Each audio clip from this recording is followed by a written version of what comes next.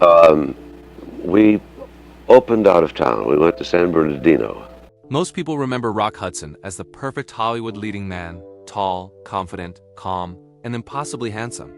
On screen, he represented strength, romance, and certainty, the kind of man who always seemed in control. But behind that flawless image was a very different reality. Rock Hudson spent most of his life performing, not just for the camera, but for the world, hiding fear, silence, and a truth he was never allowed to live openly.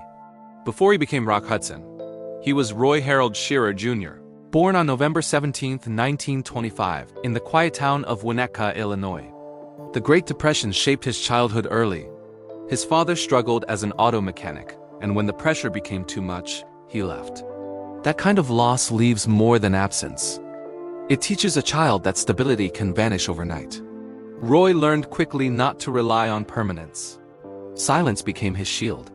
In a home filled with stress and survival, emotions were not explored, they were suppressed. His mother worked to keep life together, but warmth often disappeared under exhaustion. School brought little relief. Roy was tall, shy, and had a stutter that made speaking feel dangerous. A stutter is not just about speech, it is about fear, about knowing eyes are on you while your voice betrays you. Teasing followed, and Roy responded by retreating inward. He became an observer, measuring words carefully, learning that being noticed could hurt.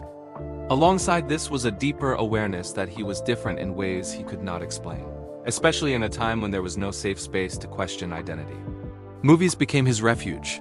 Dark theaters offered escape without judgment.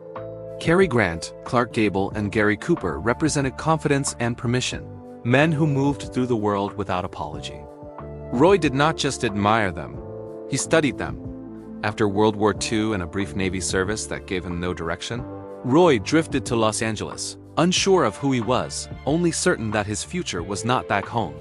Hollywood saw him not as a person, but as raw material. His name was erased. Roy Harold Shearer Jr. became Rock Hudson, a name built to sound strong and reliable. Training followed immediately. His stutter was drilled out, his voice lowered, his posture corrected. Masculinity was enforced. Hesitation was forbidden. Rock Hudson could not appear uncertain, confused, or searching. Publicists controlled interviews, friendships, and even his personal history. Pain was removed, vulnerability erased, and a clean image was sold to the public. By the mid-1950s, the image worked. Films like Magnificent Obsession proved he had emotional depth, while All That Heaven Allows turned him into a romantic idol.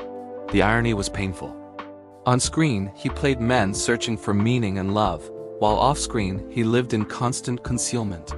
With Giant in 1956, he became a symbol of American masculinity and earned his only Academy Award nomination. Fame exploded, but isolation deepened. The more admired he became, the less room there was to be himself. Rumors followed him, and studios responded with control. In 1955, he married his secretary Phyllis Gates, a calculated move meant to quiet gossip. The marriage was built on image, not honesty, and it collapsed quietly. Real love existed only in secrecy. One private relationship offered him peace and a rare sense of being known. But when asked if marriage was possible, Rock admitted he could not even say his partner's name out loud. That single truth ended the relationship and confirmed the limits of his life. In the early 1980s, his body began to fail him. Illness could no longer be hidden. The AIDS diagnosis was not just a medical reality, it was a public reckoning. His appearance on Dynasty, especially a single on-screen kiss, suddenly became a national flashpoint, exposing fear, ignorance, and the collapse of a carefully built myth. Some responded with compassion, others with judgment. Rock Hudson died on October 2, 1985. His funeral was quiet, restrained, and controlled, just like his life had been. Friends like Elizabeth Taylor mourned deeply, while others stayed away. He left behind legendary films, but also a powerful reminder of the cost of living behind a mask.